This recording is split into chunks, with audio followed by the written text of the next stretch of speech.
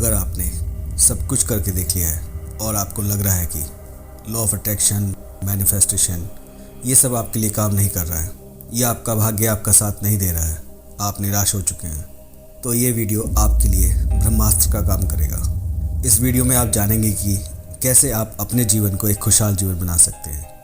आज इस वीडियो के थ्रू मैं आपको एक ऐसी जानकारी देने जा रहा हूँ जो आपकी पूरी लाइफ को बदल कर रख देगी।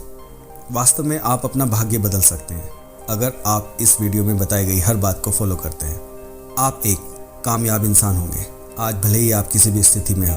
वीडियो के लास्ट में एक आपको प्रोसेस बताया गया है जिसे करके आप किसी भी विश को पूरा कर सकते हैं और अपनी किसी भी समस्या को दूर कर सकते हैं। दोस्तों, आपने सबकॉन्शियस माइंड के बारे में बहुत सारे वीडियो देखे होंगे और आपको ये भी पता होगा कि अगर कोई भी विचार या विश आपके सबकॉन्शियस माइंड में पहुंच जाए तो उस विचार को वास्तविकता में बदलने से कोई नहीं रोक सकता है। लेकिन वो मोमेंट कौन सा है जब सबकॉन्शियस माइंड पूरी तरह से एक्टिव होता है? अधिकतर सभी यही बताते हैं कि सुबह उठने के बाद आपका सबकॉन्शियस माइंड एक्टिव रहता है, लेकिन कब, ये किसी ने आज तक नहीं बताया है। फ्रेंड्स, नॉर्मली जब आप सुबह उठते हैं आपका सबकॉन्शियस माइंड एक्टिव होता है, मतलब वो आपकी बातों को सिर्फ सुनता है लेकिन स्टोर नहीं कर पाता है, जिससे कि आपके अफर्मेशन, आपका मैनिफेस्टेशन स्क्रिप्ट्स पूरी तरह से काम नहीं कर पाते हैं। आज आप जानेंगे वो मेंटल स्टेज जब आपका माइंड सुपर कॉन्शियस स्टेज में होता है, जब आपका सबकॉन्शियस माइंड आपके हर विचार को सुनता भी है और स्टोर भी करता है, और सबसे महत्वपूर्ण, आपके विचार वाइब्रेशन बनकर सीधा यूनिवर्स तक पहुंचते हैं। आइए इसे थोड़ा सा डीपली समझते हैं ताकि आपको हर पहलू क्लियर हो सके और आप इस प्रोसेस को पूरे विश्वास के साथ कर सकें। सुपर कॉन्शियस स्टेज वो पल है, वो मोमेंट है जिसमें आप जो भी विचार माइंड में सोचते हैं वो विचार रियलिटी में बदलना तय हैं, क्योंकि इस समय ही आपकी चेतना ब्रह्मांड से कनेक्ट होती है। ये एक ऐसा मोमेंट होता है जहां सृष्टि आपकी किसी भी इच्छा को पूरा करने के लिए बाध्य है। फ्रेंड्स, ये समय होता है सुबह 3:40 से 5:30 तक। इसी समय को हम ब्रह्म मुहूर्त भी कहते हैं और इसी समय को क्रिएटर टाइम, क्रिएटर हॉर भी कहते हैं, और सिख धर्म में इसी समय के लिए बेहद सुंदर नाम दिया गया है, अमृत वेला, जिसके द्वारा इस समय का महत्व समय ही साबित हो जाता है। ईश्वर भक्ति के लिए यह सर्वश्रेष्ठ समय है।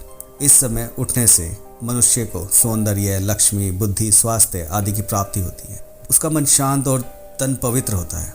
ठीक 3:40 पर सूर्य उस जगह पहुंचता है जहां उसका सीधा संबंध पृथ्वी से होता है। इस समय उसकी किरणें ठीक आपके सर के ऊपर होती हैं।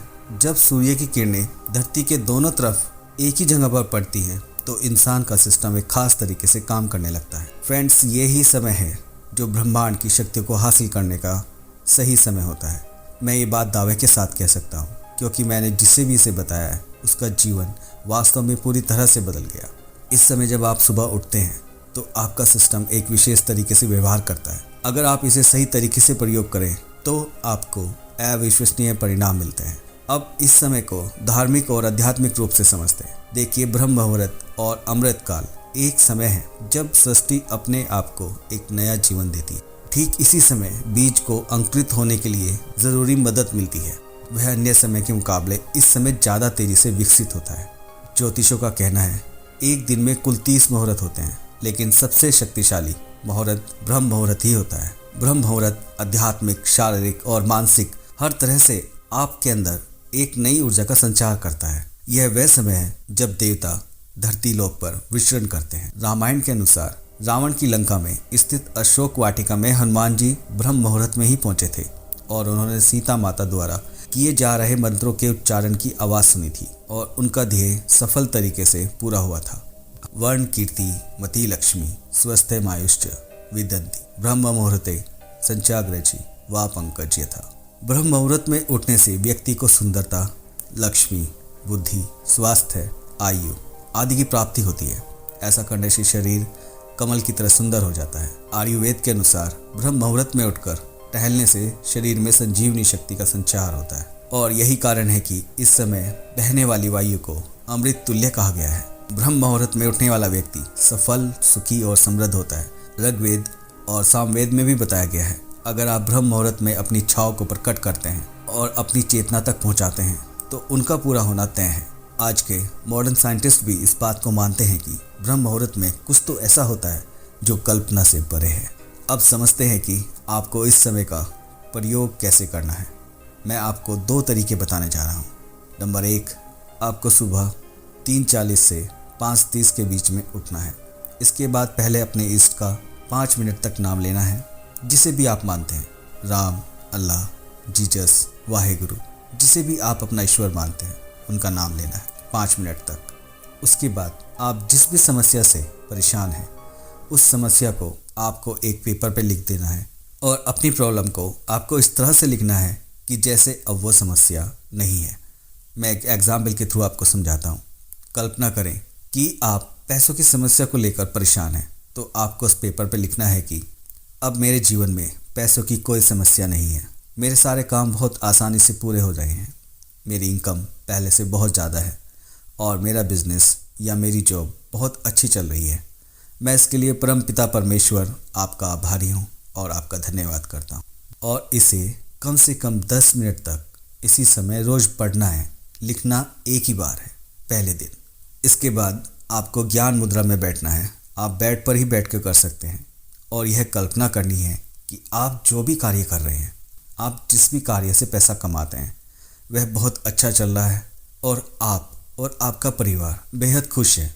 आप पेमेंट रिसीव कर रहे हैं, आप बिलों का पेमेंट कर रहे हैं बहुत खुशी के साथ। इस तरह से कल्पना करना है, महसूस करना है कि हर सांस लेते समय वो खुशी आपको महसूस हो। देखिए, जब आप इस समय उठकर अपना ध्यान अपनी इच्छा पर लगाते हैं और अपनी इच्छा को विजुलाइज करते हैं और महसूस करते हैं, तो वह इच्छा एक वाइब्रेशन बनकर ब्रह्मांड तक पहुंचती है। जैसे ही आप इसे कुछ समय तक करेंगे, आपको जीवन में कहीं ना कहीं से कोई ना कोई रास्ता जरूर बनेगा, कोई ना कोई हेल्प आपके पास ज़रूर आएगी। आपको 10 से 15 मिनट तक ये मेडिटेशन करना है। दूसरा तरीका, इसे करने के लिए आपको सुबह 3:40 से 5:30 के बीच में ही उठना है और इसके बाद आपको अपने इष्ट का, अपने ईश्वर का 11 मिनट तक नाम लेना है और 11 मिनट के बाद आपको अपनी इच्छा को 3 बार बोलना है। जो भी आप चाहते हैं उस इच्छा को आपको 3 बार बोलना है।